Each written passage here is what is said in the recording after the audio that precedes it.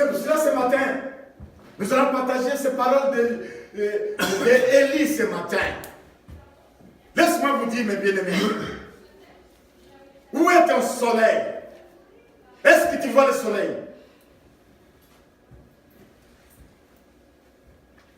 Tu peux connaître Dieu sans le connaître. Alléluia. Amen. Tu peux connaître Dieu sans le connaître. Qui me connaît plus que ma femme? Qui peut dire que je connais le pasteur plus que ma femme? Qui? Ma femme a fait des années, ma femme pour me découvrir. Ça fait quand même des années. Qui peut dire que tu me connais?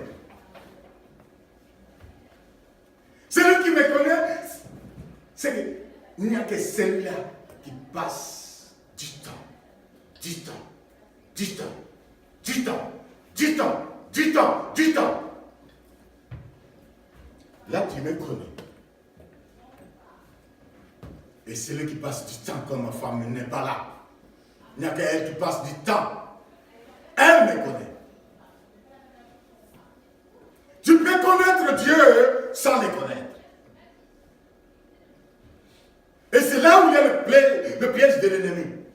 Il nous laisse faire semblant de connaître Dieu. Mais tu ne le connais pas. C'est la vérité. Alléluia. Amen. Est-ce qu'on peut acclamer la parole?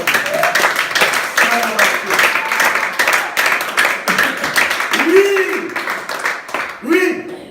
Parfois, on s'enorgueille. Dieu est devenu même orgueil. Tu te crois plus spirituel que les autres. C'est faux. C'est faux. Tu n'es pas plus spirituel que les autres. Non. Parfois, ce Dieu-là, tu ne le connais pas. Alléluia. Où se trouve ton soleil? Est-ce que le soleil s'est levé dans ta vie? Ou le soleil est couché? Où est ton soleil? Là où il y a le soleil. Oh, mais bien aimé, laissez-moi vous dire. Évidemment, pour ceux qui veulent m'attendre. Parce que nous avons des oreilles, mais pour embellir. Et non pour entendre. C'est pour cela que la Bible dit, ceux qui ont les oreilles pour entendre, puissant! Puissant!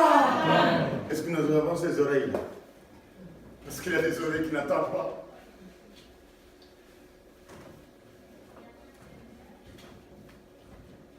Où est parti ton soleil?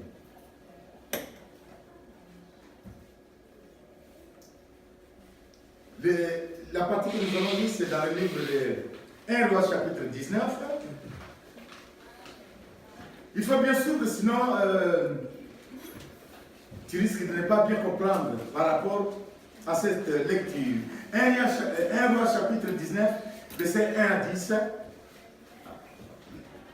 Achab rapporta à Jézabel tout ce qu'avait fait Élie. Oh. Et comme il avait tué par l'épée tous les prophètes, Jézabel envoya un messager à Élie pour lui dire que les dieux me traitent dans toute leur rigueur. Et demain, à cette heure, je ne fais de ta vie ce que tu as fait de la vie de chacun d'eux. Élie, voyant cela, se leva et s'en alla pour sauver sa vie. Il arriva à Beersheba, qui appartient à Juda, et il y laissa son serviteur. Pour lui, il alla dans le désert, où après une journée de marche, il s'assit sous un genêt et demanda la mort en disant: c'est assez maintenant. Éternel, prends mon âme, car je ne suis pas meilleur que mes pères. Il se coucha et s'endormit sous un genêt.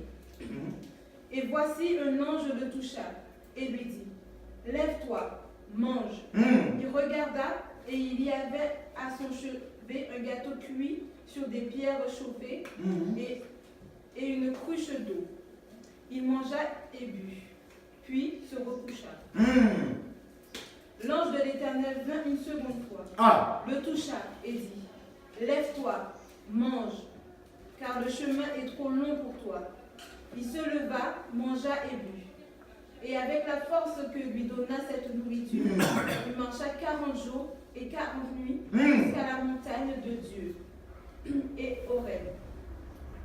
Et là, il entra dans la caverne et il y passa la nuit. Et voici la parole de l'Éternel lui fut adressée en ces mots. Que fais-tu ici, Élie? Il répondit, j'ai déployé mon zèle pour l'Éternel, le Dieu des armées, car les enfants d'Israël ont abandonné toute ton alliance, ils ont renversé tous tes autels, et ils ont tué par l'épée tes prophètes. Je suis resté moi seul, et ils cherchent à m'ôter la vie. Oh! Amen! Amen. Est-ce qu'on peut acclamer la parole de Dieu?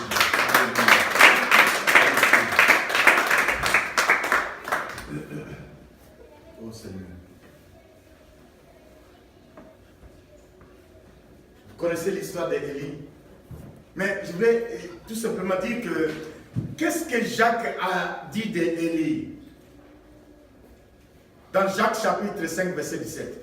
Jetons un coup d'œil. Qu'est-ce que Jacques a dit d'Élie? Il a dit quoi? Jacques 5, 17. Il a dit quoi, Jacques, d'Élie? Alléluia. Jacques chapitre 5, verset 17. Alléluia. Je lis au nom de Jésus-Christ. Écoutez. Élie était un homme de la même nature que nous. Amen. Amen. Amen. Répète ma soeur. Élie était un homme de la même nature que nous. Alléluia. Amen. Mais bien aimé, c'est pas un homme extraordinaire, Élie. Il était de la même nature que nous. Né dans le péché, grandi dans le péché, il fait des péchés, même nature que nous. Il n'est pas spécial que nous, Élie. Non. Mais ce matin, mes bien-aimés, que cette parole puisse prendre place dans la vie de tout et chacun. Parce que le soleil dans la vie de quelqu'un ou le soleil dans la vie de l'humanité a une grande importance. Je voudrais seulement vous dire, mes bien-aimés, ce matin, appropriez-vous la plénitude et la complétude du Seigneur. Appropriez-vous la plénitude et la complétude du Seigneur.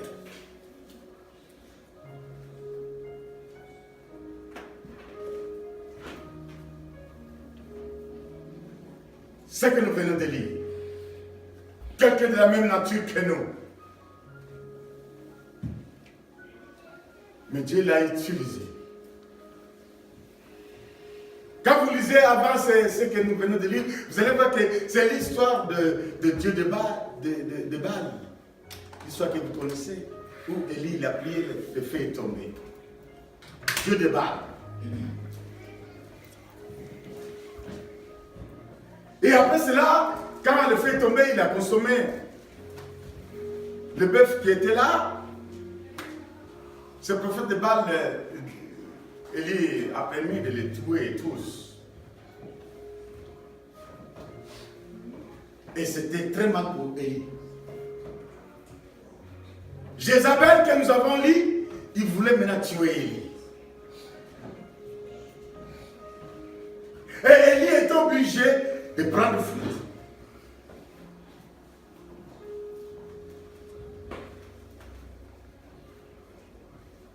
Et il est parti. Il a pris la fuite pour éviter qu'il soit tué. Et dans sa fuite, désespéré, dit, mais qu'est-ce que je fais, Seigneur? Je ne suis pas mieux que mes pères qui m'ont mis dans ce chemin de Dieu. Je suis fatigué, Dieu. J'en ai marre, prends ma vie. Comme ça s'arrête là.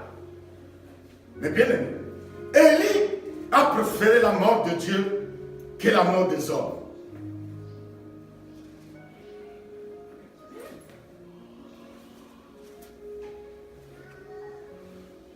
Vous voyez la différence?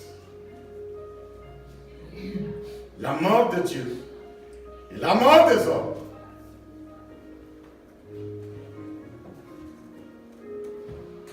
La mort de Dieu.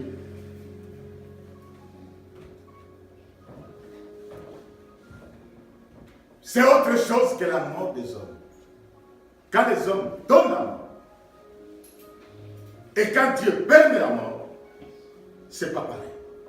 Alors, Élie, dans sa fuite, il a fait un choix. Il dit au Seigneur, prends ma vie, je suis fatigué. Au lieu que Jézabel vienne me tuer, prends ma vie. Je te confie ma vie. Prends-le.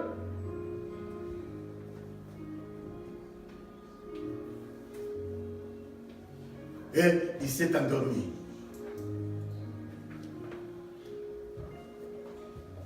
Parce que nous, les humains,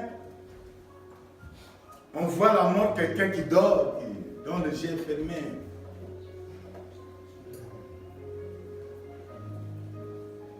Au pays, il y avait quelqu'un qui était mort. Et cet homme n'avait pas fermé les yeux. Un mort qui vous regarde.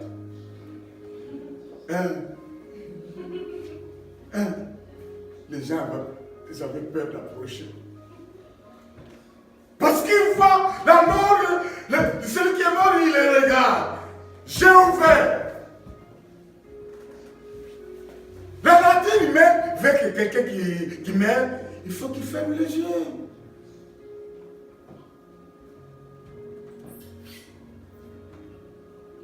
Et il a fait pareil. C'est un humain comme nous.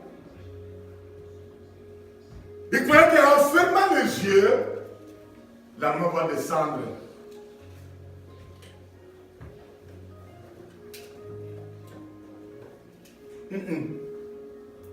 Ce n'était pas le temps de Dieu de mourir.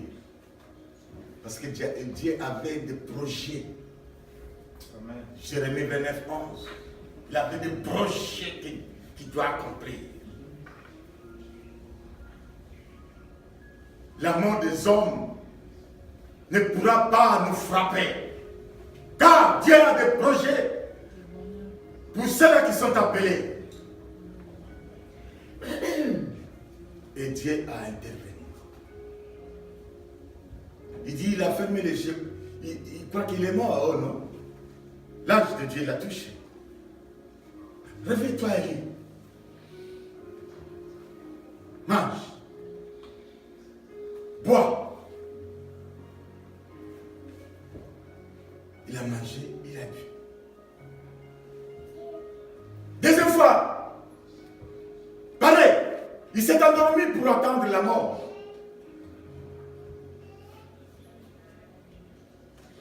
L'ange revient.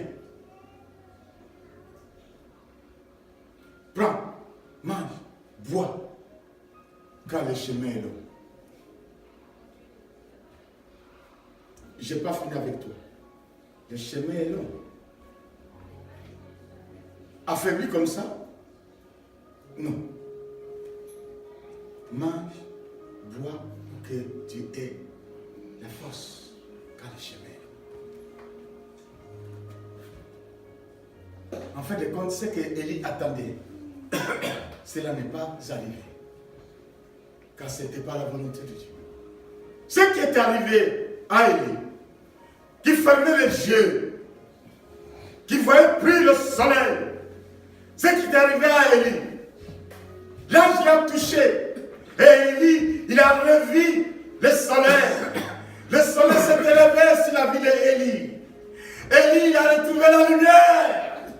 Le soleil s'est élevé. Oh, mes bien-aimés, ce matin, si tout est fermé, tout est bloqué, ce matin, l'ange de l'Éternel va te toucher. Alléluia. Amen.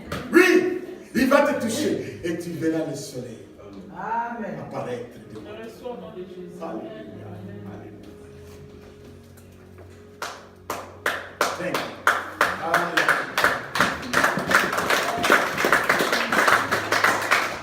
Oh, Jésus. Élie, il était comme nous. Mais pourquoi Dieu l'a utilisé puissamment?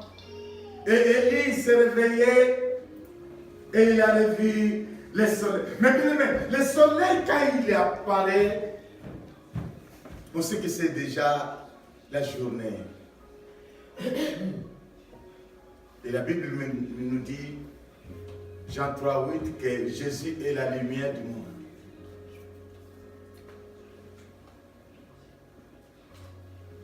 Et quand le soleil apparaît, il y a la lumière.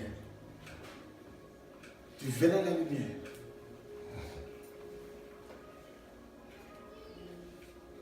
Mais le Seigneur te réveille pour te faire voir le soleil de ta vie. Et le soleil va se lever sur ta vie. Et dans le nom de Jésus-Christ, le soleil va se lever sur ta vie. Il a fait à Élie. Il veut le faire ce matin. Que le soleil se lève dans ta vie. Et que tout soit lumière pour toi. Au nom de Jésus-Christ. Et il y a 3 choses qui s'est passées là. Que le Saint-Esprit m'a découvert. Il y a 3 choses qui s'est passées là.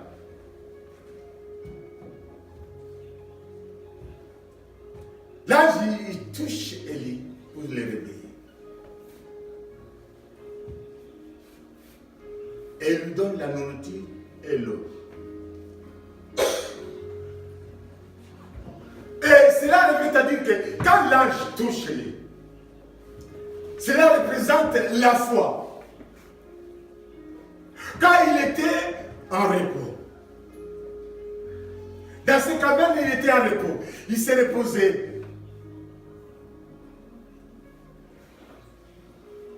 Et l'ange est venu le toucher. C'est la foi qui détermine le résultat de ton chemin. La foi. Et la Bible dit, la foi vient de ce qu'on attend.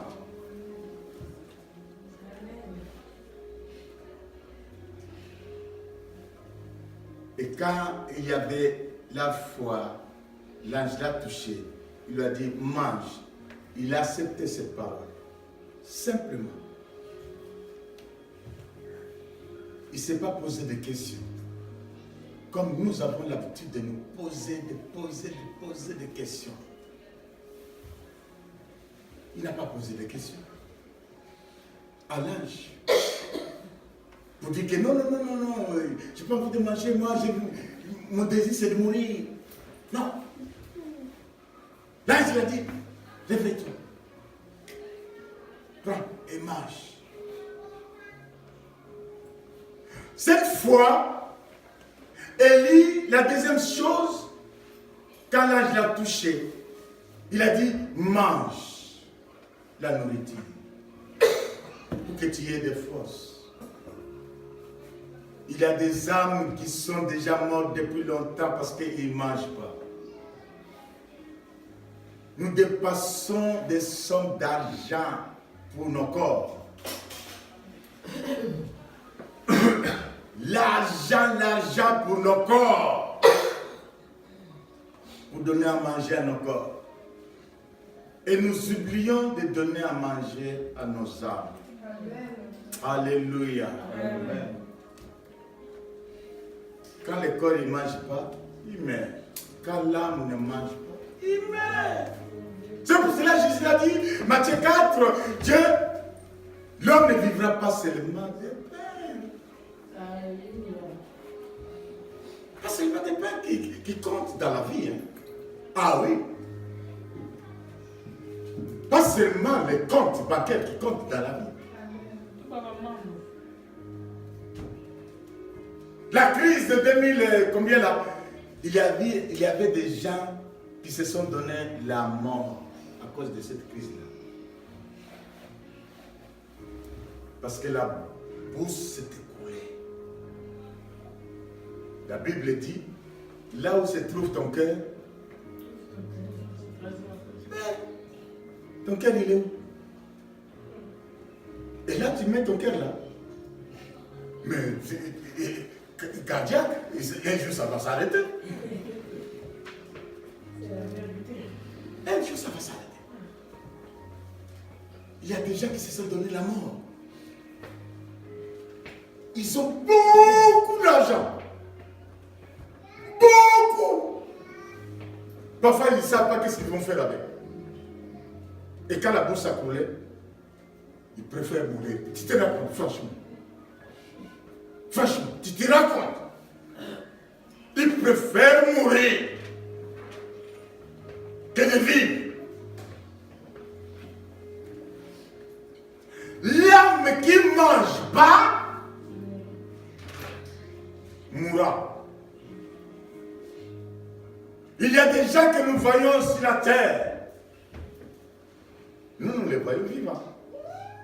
Mais Dieu les trouve déjà où? Des gens qui sont déjà morts. Parce qu'ils n'ont pas donné à manger à leur âme. Et l'âme qui ne mange pas, il meurt.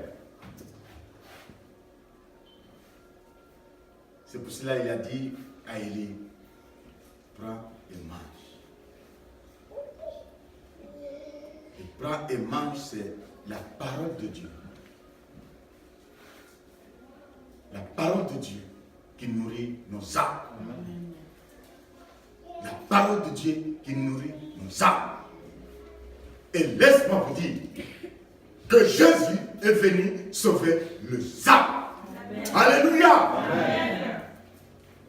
Pas le corps, pas l'esprit, non. Jésus est venu sauver les âmes. Car l'âme, c'est le résultat de l'action de Dieu dans l'homme. Avant que l'homme soit un être vivant, la Bible dit, Dieu souffle dans l'homme. Et l'homme est devenu une âme vivante. Parce que Dieu souffle. Sans le souffle de Dieu, l'homme n'allait pas être comme nous sommes maintenant. Mais Dieu a soufflé dans l'homme, et l'homme est devenu une âme vivante. Et cette âme, si tu ne le nourris pas, par la parole de Dieu, cette âme est déjà morte. Parce que l'âme n'est pas nourrie.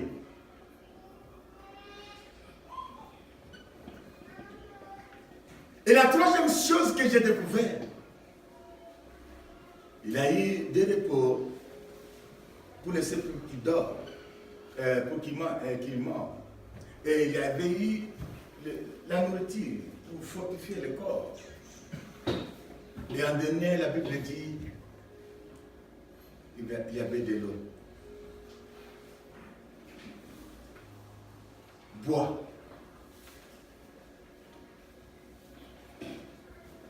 Jean 7, 37 nous dit, ceux qui croient en Jésus-Christ, le fleuve d'eau couleront de leur sein. Le fleuve d'eau vive couleront de leur sein. Ceux qui croient en Jésus-Christ, des fleuves d'eau vive couleront de leur sein. Jean chapitre 7, verset 37, je crois, si j'ai bonne mémoire. Et l'eau là que Élie a bu, c'est le Saint-Esprit.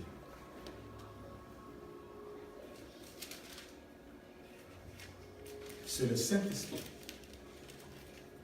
Et ces trois choses l'ont permis de continuer de marcher car le chemin est long. Quand il a eu ces trois choses, il s'est fortifié. Il a pris courage. Et j'en suis sûr. La façon de marcher avait changé. Car quelqu'un qui a faim, quand il marche, quelqu'un qui est malade, quand tu as faim, franchement, ton corps est fatigué, parfois tu n'arrives même pas à marcher, parce que tu as faim. Et j'ai un souci. Cet homme qu'on appelle Élie, quand il a mangé, sa façon de marcher a changé. Alléluia! Amen. Sa façon de marcher a changé. Il ne marchait plus comme quelqu'un qui a faim. Mais il marchait avec espérance. Avec courage.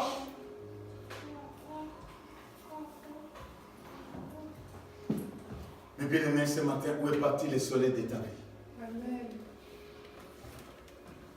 Est-ce que tu vois le soleil de ta vie? Si tu es fatigué de ta vie,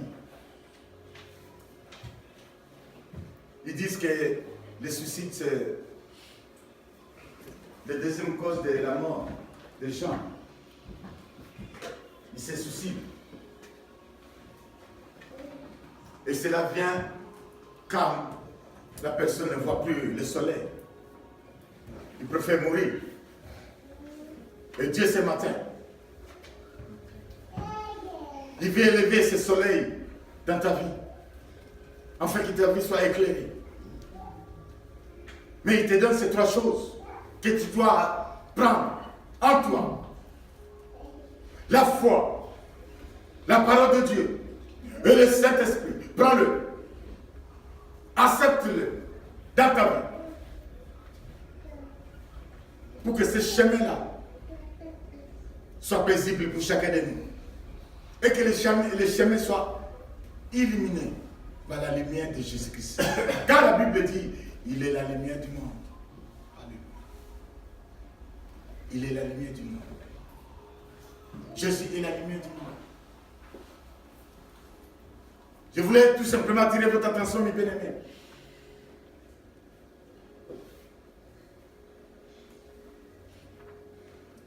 Pour vous dire que le diable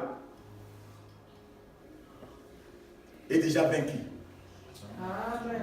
Alléluia. Amen. Colossiens 2:15. Le diable est déjà vaincu.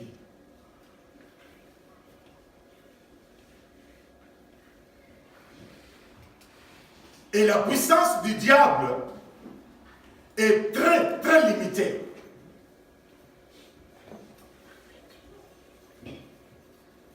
Ça, il ne faut pas l'oublier. Le diable est très, très limité dans sa puissance, mes bien-aimés. Le diable est limité dans sa puissance contre le vrai croyant en Christ.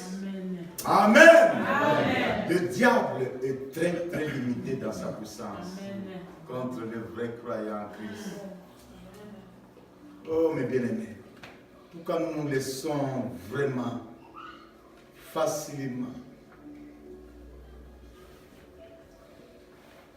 le diable est très limité dans sa puissance contre le vrai, car il y a des faux et le vrai. Amen. Mais quand tu es le vrai croyant en Christ, la puissance du diable dans ta vie est limitée.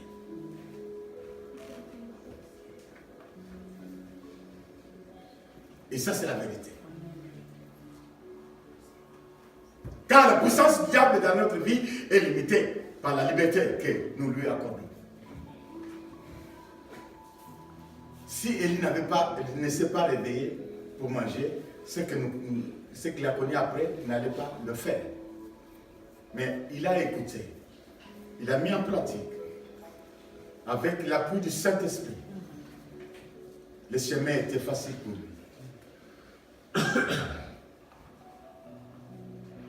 Où se trouve le soleil de ta vie? Qu'est-ce qui bloque ta vie? La Bible dit, Jean 8, si le Christ vous a franchi, vous êtes réellement libre. Mais qu'est-ce qui bloque?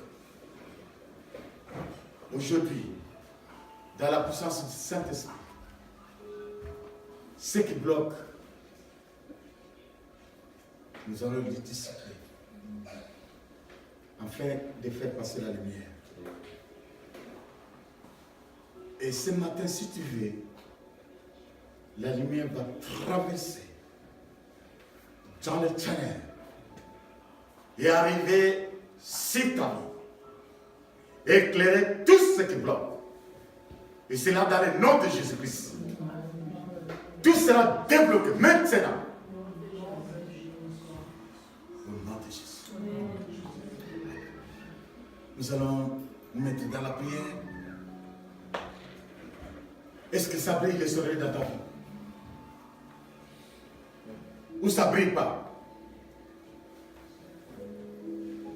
Alléluia. Ne regarde pas la richesse de ce monde, c'est éphémère.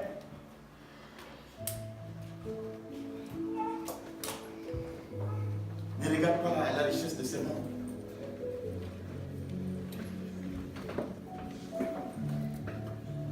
Mais regarde où Dieu veut te ramener. Et c'est ce soleil qui est étouffé. Et c'est ce soleil qui va briller si ta vie pour faire passer la lumière. Car il est la lumière du monde. Oh, il va éclairer ta vie.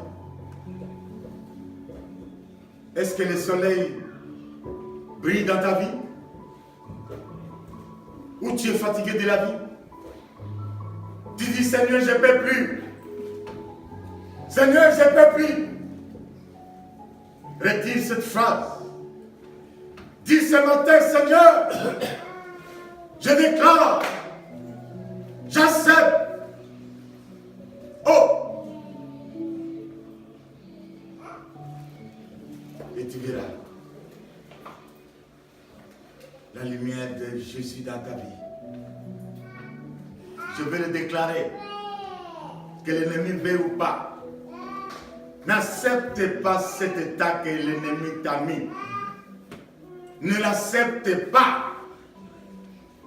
Tu le refuses. Non, je ne veux pas cet état de mort. Je vais reprendre le chemin avec un corps physique